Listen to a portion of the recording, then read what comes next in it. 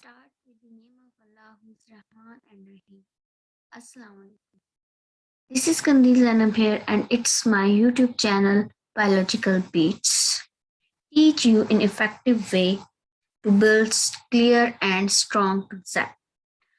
Previous हम topic discuss कर रहे थे अप्लाइड इकोलॉजी, जिसमें हमने उसके 3 एस्पेक्ट्स देखे थे. नेक्स्ट हम उसके रिमेनिंग एस्पेक्ट्स के बारे में डिस्कस करेंगे. Let start it.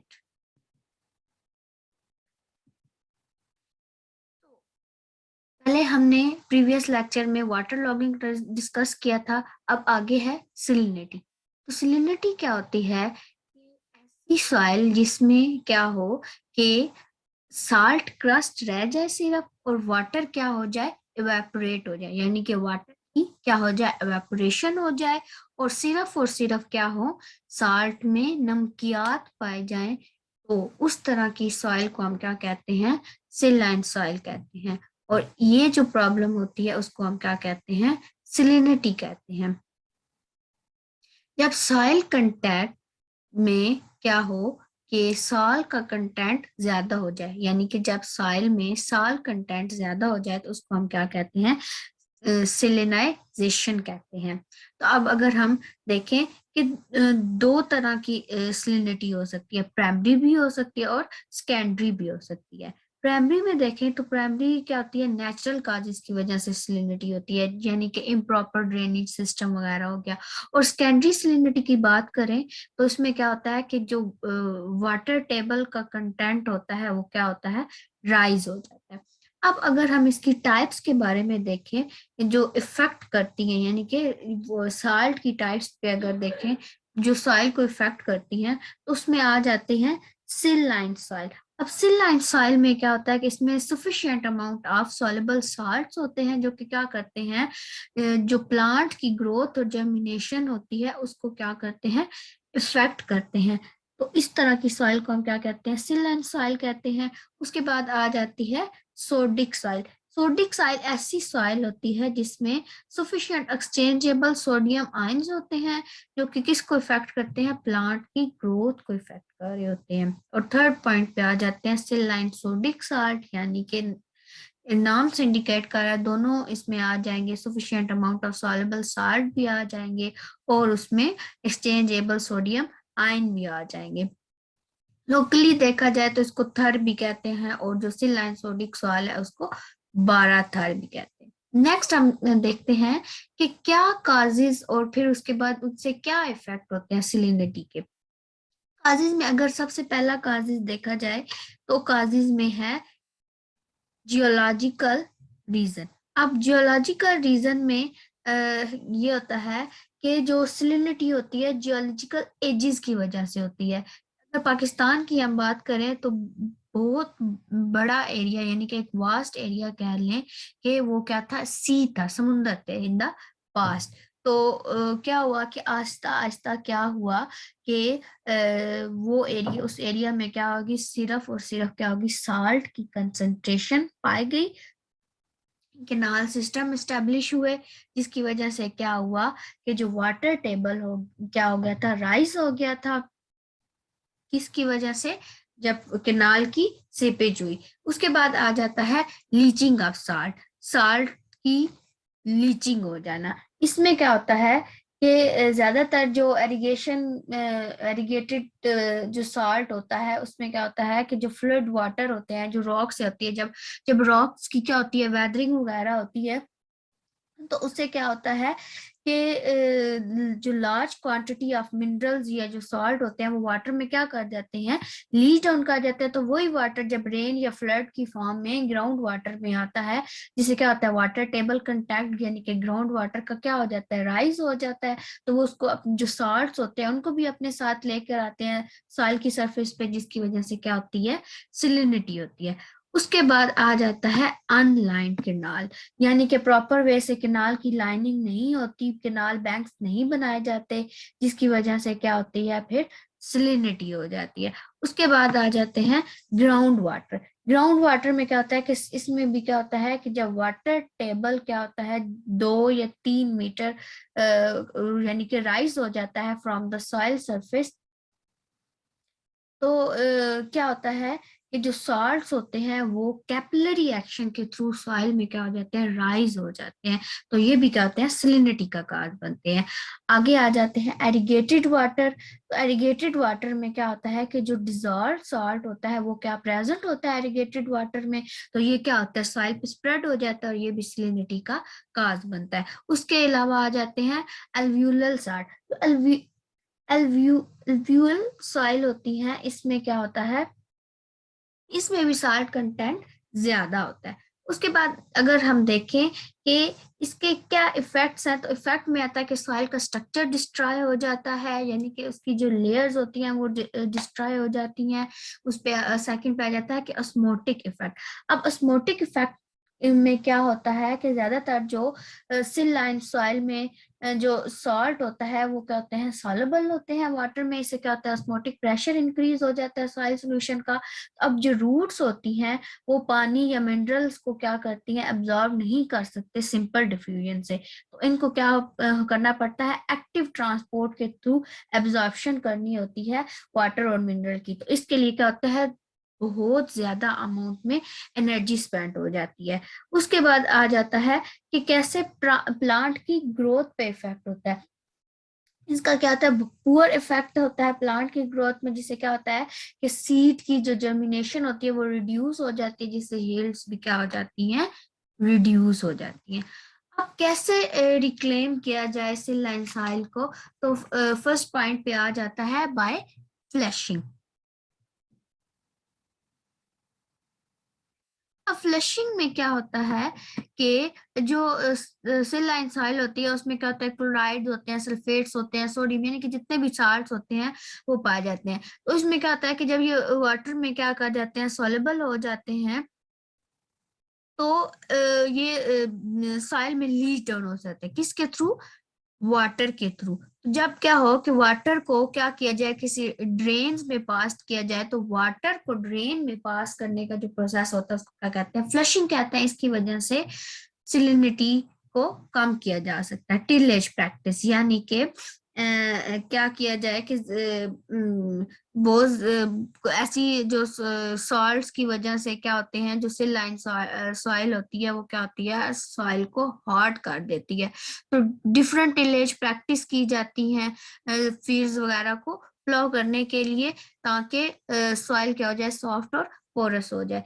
ज्यादा से ज्यादा जिप्सम या दूसरे केमिकल जैसे कि sulphuric acid, sulphur, iron sulphate को यूज किया जाए ताकि सिलिनिटी को कंट्रोल किया जाए। ट्यूबवेल्स को यूज किया जाए, क्योंकि ट्यूबवेल क्या करते हैं कि जो वाटर होता है लैंड से उसको ड्रॉ कर लेते हैं, तो वाटर टेबल क्या हो जाता है, लोअर हो जाता है। तो क्या होता है कि जो सॉल्ट्स होते हैं वो फ्लश डाउन हो जाते हैं सरफेस ऑफ अर्थ से। तो इससे भी सलिनिटी को रिड्यूस किया जा सकता है। अब क्या आ जाता है, साल्ट एक्यूमुलेटिंग प्लांट। अब साल्ट एक्यूमुलेटिंग प्लांट क्या है, ये बायोटिक ट्रीटमेंट है सलिनिटी को रिक्लेम करने का। तो ऐसे प्लांट्स लगाए जाएं जो कि साल्ट को क्या करें, एब्जॉर्ब करें। तो इस तरह के प्लांट्स में फ्रूटिकोजा और इस तरह के प्लांट्स आ जाते हैं। उसके अलावा जो मॉडरेट सिल लाइन सॉइल के लिए कुछ ऐसी क्रॉप्स भी होती हैं, जैसे कि सोयाबीन, स्पैनिश, कैबेज वगैरह, sweet potato, cucumber, P sugar, sugar beet. तो इस तरह की जो क्रॉप्स होती हैं ये क्या होती हैं, मॉडरेट सॉइल के लिए बहुत इफेक्टिव होती हैं। नेक्स्ट हमारा अप्लाइड इकोलॉजी में अगला एस्पेक्ट है सॉइल इरोजन। सॉइल इरोजन क्या है कि ये एक नेचुरली अकरिंग प्रोसेस है जो डिफरेंट तकरीबन और जितने भी लैंड फॉर्म है उसको ये इफेक्ट करता है। ये नेचुरली भी या फिजिकल जो फैक्टर होते हैं वाटर के, वाइंड के, इसके थ्रू अकर होता है। तो हम इसकी डेफिनेशन के बारे में पढ़ते हैं। Wearing away of the top soil by wind, water, snow और gravity। यानी कि जो जमीन में कटाव आना, जमीन की अपर लेयर पर टॉप सॉइल पे किससे, वाटर के थ्रू, स्नो के थ्रू, उसको हम क्या कहते हैं, सॉइल इरोजन यानी कि जमीनी कटाव कहते हैं। अब ये क्यों होता है, क्लाइमेटिक फैक्टर आ जाते हैं, यानी कि वाटर होगी, विंड वगैरह होगी, अब इसमें क्या आ जाते हैं, ट्रोपोग्राफिक फैक्टर आ जाते हैं, यानी कि अगर हाई लेवल से पानी आए तो फ्लड वाटर ही अगर आ जाए तो क्या होता है, उसका प्रेशर हाई हो जाता है, जिससे क्या होता है, सॉइल इरोजन हो जाती है। डिफरेंट जियोलॉजिकल फैक्टर्स भी इसके ऊपर इफेक्ट करते हैं, जैसे कि अर्थक्वेक्स वगैरह हो गए। अब आ जाते हैं इसके इफेक्ट्स के ऊपर। सॉइल इरोजन क्या करती है, जितने भी एग्रीकल्चर और जो इंडस्ट्रियल प्रोसेस होते हैं उस पे क्या होते हैं, उसके इफेक्ट्स होते हैं। क्रॉप्स की प्रोडक्शन क्या हो जाती है, कम हो जाती है। उसके अलावा क्या हो जाता है कि जो वाइंड वगैरह होती हैं, जब इस तरह के एरिया में वाइंड ब्लोन होती हैं तो क्या होता है, जो सीडलिंग होती है वो क्या हो जाती है, उसकी ब्लास्टिंग हो जाती है सैंड के साथ। तो ये सारे क्या है, इसके इफेक्ट्स हैं। उसके बाद आ जाते हैं डेजर्टिफिकेशन।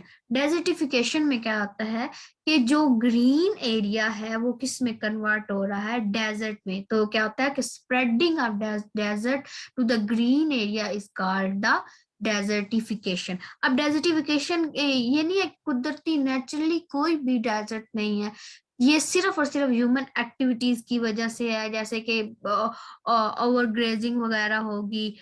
तो यानी कि क्या हुआ कि जो ओवर एक्सप्लोरेशन होती है नेचुरल रिसोर्सेज की, तो जिसकी वजह से क्या होते हैं कि जो ग्रीन एरियाज हैं वो किसमें कन्वर्ट हो रहे हैं, डेजर्ट में कन्वर्ट हो रहे हैं। अगर इसके हम एग्जांपल में देखें तो क्या आ जाते हैं, ये जो मून जोदारो है, यानी कि जो ड्यून्स ऑफ मून जोदारो है। तो अब ये क्या था कि पहले एक कह लें कि एक सिटी था, एक हंसता बसता शहर था, लेकिन क्या हुआ कि ये बिल्कुल क्या हुआ, डिस्ट्रॉय हो गया, तबाह हो गया। तो ये किस में कन्वर्ट हो गया, डेजर्ट में। तो इसको हम क्या कहेंगे, डेजर्टिफिकेशन कहेंगे। अब ये क्यों होता है, जब ओवर ग्रेजिंग होती है या ट्रैम्पलिंग वगैरह होती है तो इसकी वजह से क्या होती है, डेजर्टिफिकेशन होती है। अब ट्रैम्पलिंग में क्या आता है कि सॉइल क्या होता है कि अनफिट हो जाता है वेजिटेशन के लिए, तो फ्यू ही प्लांट लैंड पे रह जाते हैं। तो जिसकी वजह से क्या होती है, डेजर्टिफिकेशन हो जाती है, डिफोरेस्टेशन हो जाती है, यानी कि जो जंगलात का कटाव होता है। अब एरिडिटी, अब एरिडिटी एक ऐसी कंडीशन है जिसमें क्या होता है कि जो सॉइल है उसमें बिल्कुल लो मॉइस्चर रह जाता है, तो ऐसी कंडीशन को हम क्या कहते हैं, एरिडिटी कहते हैं। तो उसकी वजह से भी क्या होती है, डेजर्टिफिकेशन हो जाती है। वाटर लॉगिंग और सैलिनिटी को हमने डिटेल से पीछे डिस्कस कर लिया। सॉइल इरोजन, सॉइल इरोजन को भी हमने डिस्कस किया। उसके बाद आ जाते हैं चेकिंग प्रोसेस, कैसे हम क्या करेंगे, इसको रिड्यूस कर सकते हैं। अनस्टेबलाइज जो सैंड्स होती हैं उनको, सैंडी सरफेस को हम क्या करेंगे, क्या करेंगे, परमानेंटली या टेम्परेली स्टेबलाइज किया जाए। उसके अलावा कैसे स्टेबलाइज किया जाए कि कुछ बाइंडिंग केमिकल्स हैं उनका स्प्रे किया जाए, ज्यादा से ज्यादा प्लांटिंग की जाए, वाटर स्प्रिंकलिंग यानी कि हैंड वाटरिंग की जाए। ऐसी सीडलिंग या ऐसी स्पीशीज प्लांट की उनको प्लांट किया जाए जो ज्यादा तेजी से ग्रो करे, जैसे कि श्रब्स या ग्रासेस वगैरह हो जाए, और प्लॉइंग को मिनिमाइज किया जाए। मैनेजमेंट आ जाए, मैनेजमेंट में हमारे पास आ जाते हैं लैंड मैनेजमेंट। लैंड मैनेजमेंट में क्या होते हैं कि जिससे क्या हो कि सॉइल को प्रॉपर, क्या लैंड को प्रिपेयर किया जाए क्रॉप की प्लांटेशन के लिए, हार्वेस्टिंग के लिए। तो उसको हम किस में डिस्कस करते हैं, लैंड मैनेजमेंट में डिस्कस करते हैं। उसके बाद अगर सॉइल को भी मैनेज करना, यानी कि जो ये सॉइल डिस्ट्रॉय हो रही है, जो पुअर लैंड मैनेजमेंट सिस्टम है, तो मैन को क्या करना चाहिए, इसको अपनी रिक्वायरमेंट के अकॉर्डिंग इसको मॉडिफाइड करना चाहिए। अब फॉरेस्ट एक ऐसी जगह होती है, ये प्री डोमिनेंट स्पीशीज का एक ऐसा एरिया है जहाँ पे एनुअल वुडीज यानी कि टॉल एनुअल वुडी ट्री हो। तो ऐसी जगह को हम क्या कहते हैं, फॉरेस्ट कहते हैं। तो उसको मेंटेन करना, उसको सस्टेन करना किसमें आता है, फॉरेस्ट मैनेजमेंट में आता है। रेंज मैनेजमेंट में क्या होता है कि ये जो ग्रास लैंड यूज होता है एनिमल्स से ग्रेजिंग के लिए, तो उसको हम क्या कहते हैं, रेंज लैंड कहते हैं। तो साइंस की वो एप्लीकेशन जो कि मैक्सिमम जो ग्रेजिंग लाइव स्टॉक को रेगुलेट करने के लिए प्रोड्यूस करते हैं, प्रोड्यूस की जाती है, तो उसको हम क्या कहते हैं, रेंज मैनेजमेंट, यानी कि ताकि एनिमल्स क्या करें, ग्रेजिंग कर सके। उसके बाद आ जाता है वाटर शेड मैनेजमेंट। तो वाटर शेड हम किसको कहते हैं कि ऐसा एरिया जिसमें क्या होता है कि जो वाटर का फॉल होता है in the form of rain या स्नो, उसको क्या किया जाए, स्ट्रीम्स वगैरह में या रिवर में क्या किया जाए, कलेक्ट किया जाए, तो उसको हम क्या कहते हैं, वाटर शेड कहते हैं। और जो वाटर को फिर क्या करते हैं, स्टोर किया जाता है फॉर द एरिगेशन इलेक्ट्रिसिटी की प्रोडक्शन के लिए, कैसे के डैम्स वगैरह को या बैराज वगैरह को कंस्ट्रक्ट करके, तो उसको हम क्या कहते हैं, वाटर शेड मैनेजमेंट कहते हैं। लास्ट पे आ जाता है वाइल्ड लाइफ मैनेजमेंट। तो वाइल्ड लाइफ मैनेजमेंट में क्या आ जाते हैं, जितने भी नॉन कल्टीवेटेड प्लांट या नॉन डोमेस्टिक एनिमल्स होते हैं वो किस में आ जाते हैं, वाइल्ड लाइफ में आ जाते हैं। तो इनको भी हम कैसे मैनेज कर सकते हैं, हंटिंग को बैन कर सकते हैं, नेशनल पार्क एस्टेब्लिश किए जा सकते हैं, आर्टिफिशियल ब्रीडिंग की जाए। तो ये सारे अगर हम स्ट्रेटजी लेंगे अप्लाइड इकोलॉजी के को लेते हुए डिफरेंट थेरीज और साइंटिफिक लॉज को यूज करके, हम अपने इन्वायरमेंट को डिफरेंट एनवायरमेंटल प्रॉब्लम से बचा सकेंगे। तो ये हमारा पूरा टॉपिक था। Thank you.